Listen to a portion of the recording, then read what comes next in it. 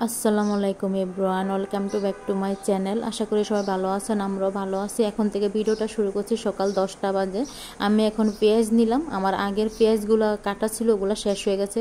এখন আমার পেঁয়াজ কাটতে হবে, তার জন্য তারপর আমি কাঁচামরিচ কেটে নেব। পেঁয়াজ আগে ছুলে নেব, তারপর আমি পেঁয়াজ কাঁচামরিচ একসাথে কেটে নেব। এই যে দেখুন আমার পেঁয়াজ ছোলা হয়ে গেছে, আমি ভালো করে ধুয়ে নিয়েছিলাম তার জন্য। এই যে দেখুন আমি এখন পেঁয়াজগুলো কেটে নেব, তারপর আমি কাঁচামরিচ কাটবো।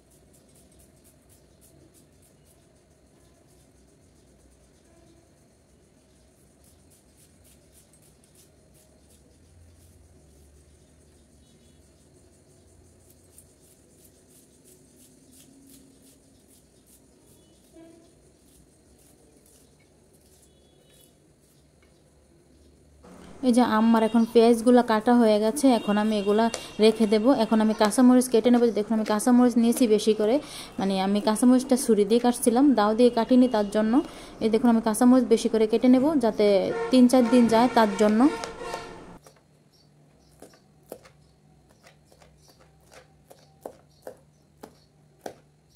আমি না ছুরি দিয়ে কাটতে পারিনি, তারপরও চেষ্টা করতেছি, মানে অভ্যাস করতেছি তার জন্য ছুরি দিয়ে কাটার জন্য। তবে পেঁয়াজটা এখনও ঠিক মতো ছুরি দিয়ে কাটতে পারি না বলে আমি বটি দিয়ে কাটি পেঁয়াজটা, মানে দাও দিয়ে। আর কাঁচামরিচটা ছুরি দিয়ে কাটতেছি। দেখুন আমি অবশ্য এই পর্যায়ে স্পিডটা বাড়িয়ে দিয়েছিলাম কাঁচামরিচের ক্ষেত্রে। দেখুন আমি এখন কাঁচামরিচ সবগুলো কাঁচামরিচ কেটে নেব।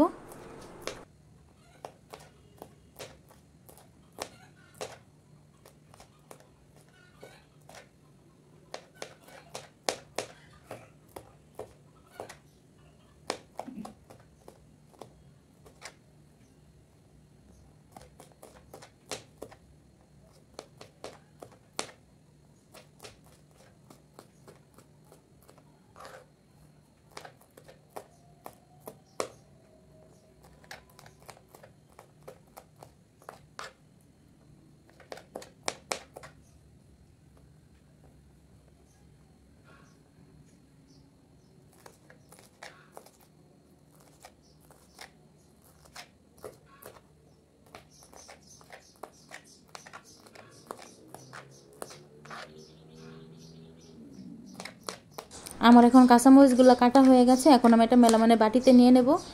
তারপর আমি যখন রান্না করব তখন নিয়ে যাব রান্না করে। এই যে দেখুন আমি বাটিতে নিয়ে নিচ্ছি, এখন আমি রান্নাঘরে চলে যাব। আজকে ডাল রান্না করব, তার জন্য আগে আমি ডালটা ধুয়ে নেব, মুসুর ডাল। এই যে দেখুন ডালটা ধুয়ে নিচ্ছি।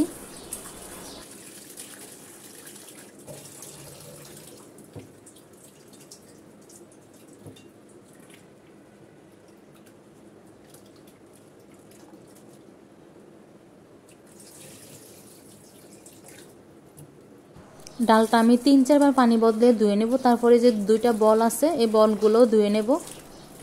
এই দেখুন আমার ডালটা ধোয়া হয়ে গেছে। এখন আমি বলগুলো দুটো ধুয়ে নেব, তারপরে বাকি কাজগুলো আমি করে নেব।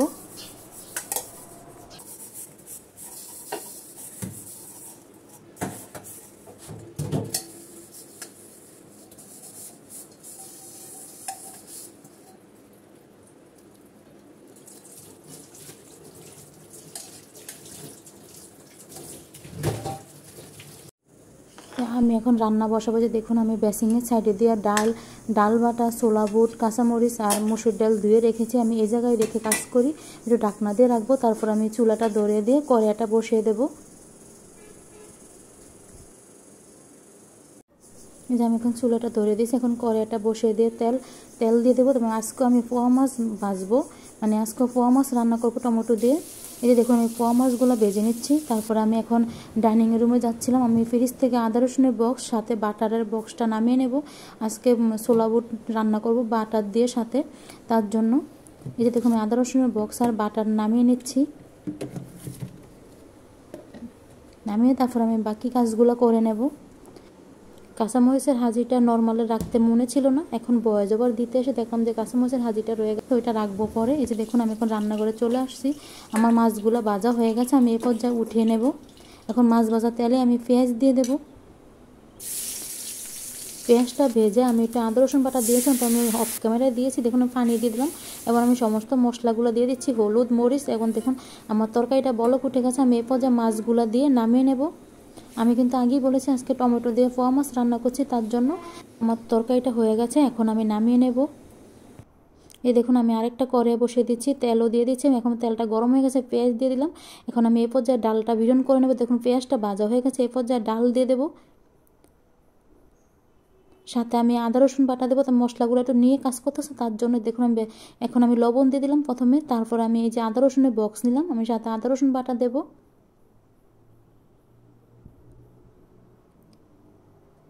আদা রসুনের বক্সটা রেখে এই যে দেখুন আমি এখন ডালটা ভালো করে তেলের সাথে ভেজে নেব।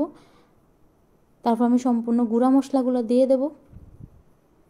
আজকে না আমার রসুন দিতে মনে ছিল না, তার জন্য আমি শুধু পেঁয়াজ দিয়ে করছি। মানে রসুনটা কাটা ছিল, মানে দিতে মনে ছিল না। এখন বয়ে যাবার এসে মানে দেখলাম যে আমি রসুনটা দেইনি, তার জন্য দেখুন আমি গরম পানি দিয়েছি ডাল বিরন করার জন্য। দেখুন পানিটা দিয়ে দিচ্ছি। এখন আমি ঢাকনা দিয়ে রেখে দেব ডালটা হওয়ার জন্য। দেখুন আমি ঢাকনাটা সরিয়ে নিয়েছি, আমার ডালটা রান্না করা হয়ে গেছে। এখন আমি এই পর্যায়ে শাক রান্না করে নেব। আমার না আজকে আমি কুমড়ার শাক রান্না করব আলু দিয়ে। আলু চিকন করে কেটে নিয়েছি, তবে আমার আজকে শাকের চাইতে আলুটা বেশি, তার জন্য আমরা না আজকে ইফতারি পরে ভাত খাবো, তার জন্য শাক রান্না করে নিচ্ছি আর সাথে ডাল বিরন করে নিয়েছি। যে দেখুন আমি আরেকটা চুলাতে আমি পেঁয়াজগুলো ভেজে নিচ্ছি। আমার পেঁয়াজগুলো ভাজা হয়ে গেছে, আমি এই পর্যায়ে নামিয়ে নেব। বাকি পেঁয়াজগুলো ভেজে নেব। তবে আমি এই কড়াইতে আমি বুটটা মানে ছোলা বুটটা রান্না করে নেব, তার জন্য আমি এখন বাকি পেঁয়াজগুলো ভেজে নেব। দেখুন আমি পেঁয়াজগুলো দিয়ে দিচ্ছি। পেঁয়াজগুলো ভাজার পরে তারপরে আমি মানে শাকটা বাগার দিয়ে নেব। তবে আজকেও না আমি শাকের ভিতরে রসুন দিতে ভুলে গিয়েছিলাম, তার জন্য এখন বয়স জবরে দিতে এসে দেখছি আমি রসুন দেইনি। এই যে দেখুন আমি এখন শাকটা বাগার দিয়ে নেবো। আমি পেঁয়াজ দিয়ে শাকটা বাগার দিয়ে নিচ্ছি। এখন শাকটা দিতে আমার শাক মানে শাকের সাথে আমার আলুটা বেশি, তার জন্য দেখুন আমি এখন শাকটা আমি একটা বাটিতে নামিয়ে নেব। আমার শাকটা রান্না করা হয়ে গেছে।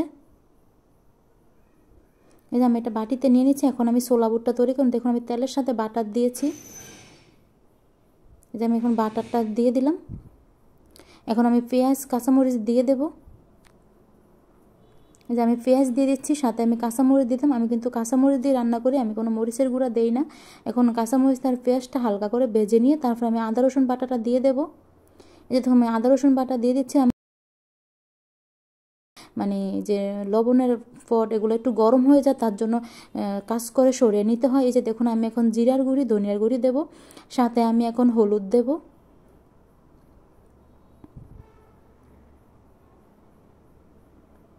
মানে একটু নিয়ে কাজ করতে হচ্ছে। এই দেখুন আমি হলুদ দিয়ে দিলাম। এখন আমি লবণ দিয়ে দেবো পরিমাণ মতো, মানে যতটুকু লবণ লাগবে। এই যে দেখুন লবণ দিয়ে আমি একটু পানি দিয়ে দেবো যাতে মশলাটা না পুড়ে যায়। এই দেখুন আমার বুটটা এখন রান্না করা হয়ে গেছে। আমি এই পর্যায়ে গরম মশলা দিয়ে আমি নামিয়ে নেব বুটটা, ছোলা বুটটা, তার জন্য দেখুন আমার বুটটা এখন তৈরি করা হয়ে গেছে। এখন আমি নামিয়ে নেব। আমার এখন রান্না করা হয়ে গেছে। এখন আমি পেঁয়াজ মানে পেঁয়াজের বাটি, কাঁচামরিচ, সাথে আদা রসুনের বক্স, বাটার আমি এগুলো নর্মালে রেখে দেবো। তারপর আমি ট্যাং নেব, ট্যাঙের শরবত তৈরি করব আজকে। তার জন্য এই যে দেখুন আমি একটু রাখছি, একটু সময় মানে জায়গা করে রাখতে হচ্ছে তো নর্মালে, তার জন্য। আর এই জায়গায় আমি একটু পেঁয়াজগুলো মানে রাখছিলাম, আমার আগের কোনো পেঁয়াজ ছিল কিনা দেখছি যে না, পেঁয়াজ নাই। এই যে দেখুন আমি এখন পেঁয়াজের বক্সগুলো রেখে দিচ্ছি, রেখে দিয়ে তারপর আমি ট্যাঙের শরবত তৈরি করে নেব।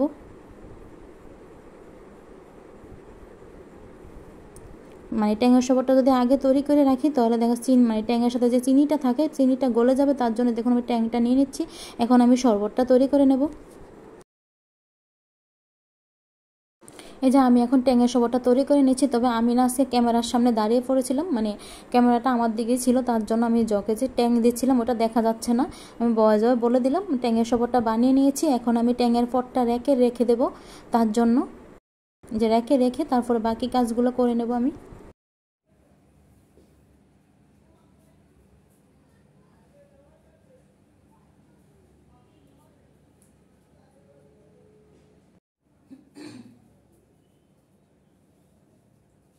এই যে দেখুন আমি এখন ডাইনিং টেবিলে এখানে চলে আসছি। এখন আমি ইফতারি করার জন্য ইফতারি তৈরি করে নেব। দেখুন আমি গ্লাস নিলাম, শরবত ঢেলে নেব। আমরা মামে আজকে ট্যাঙের শরবত খাবো, তবে আমি আজকে না চিরার শরবত তৈরি করিনি, শুধু ট্যাঙের শরবত নিয়েছি তার জন্য। তারপর আমি একে একে সব কিছু এনে রাখবো র্যাকের থেকে। দেখুন শরবত আমি ঢেলে নিয়েছি, মানে ক্যামেরা অন করতে মনে ছিল না, তার জন্য দেখুন শরবতটা তৈরি করে নিয়েছি। এখন আমি বুট, পেঁয়াজু, তারপরে মুড়ির ফট এগুলো সব কিছু এনে রাখবো, খাজুর হইতে সব কিছু এনে রাখবো। তারপরে যাতে আজান দিলে, মানে আর বেশিক্ষণ নেই, 10-15 মিনিট বাকি আছে আজানের, তার জন্য আমি আগে রেডি করে নিচ্ছিলাম। তারপর আমরা মামে ইফতার করে নেব। তবে আপনাদের ভাইয়া বাসায় নেই, আপনাদের ভাইয়া কালকে আসবে, তার জন্য আজকে আমরা মামে দুজনেই একসাথে ইফতার করবো।